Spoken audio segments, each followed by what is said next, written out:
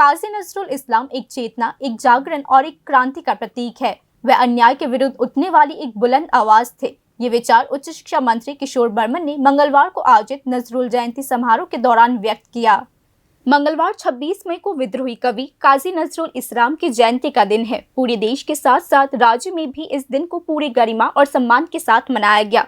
अगरतला में नजरुल जयंती का आधिकारिक राज्य स्तरीय समारोह नजरुल कला क्षेत्र में आयोजित किया गया, जिसका आयोजन सूचना और सांस्कृतिक मामलों के विभाग की पहल पर किया गया था।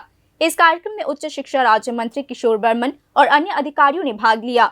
अपने संबोधन के दौरान मंत्री किशोर बर्मन ने कहा कि काजी नजरुल इस्लाम केवल एक कवि ही नहीं थे, वे एक चेतना, एक जागरण और एक क्रांति का प्रतिनिधित्व करते थे। कवि नजरुल इस्लाम अन्याय के विरोध एक गूंजती हुई आवाज थे।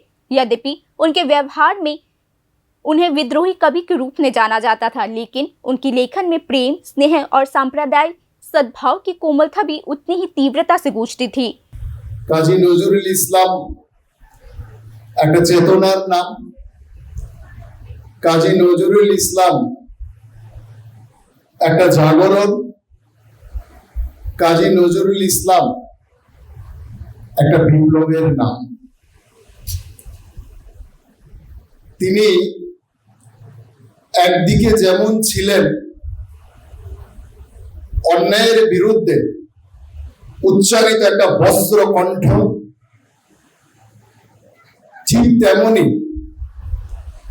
আবার উনি প্রেম, মানবতা এবং সম্প্রীতির অতি কোমলতম। इसके अतिरिक्त राज्य भर में विभिन्न संगठनों, स्थानों और व्यक्तियों की पहल पर भी नजरुल जयंती मनाई जा रही है। अगरतला में नजरुल जयंती के अवसर पर AIDS, AIDYO और AIMSS ने मिलकर पोस्ट ऑफिस चौमुनी पर एक जयंती कार्यक्रम का आयोजन किया। इस कार्यक्रम के माध्यम से उन्होंने नजरुल की समानता और धर्मनिरपेक्षता के आदर्शों पर प्रचार प्रसार पर जोर देते हुए एक संदेश भी दिया।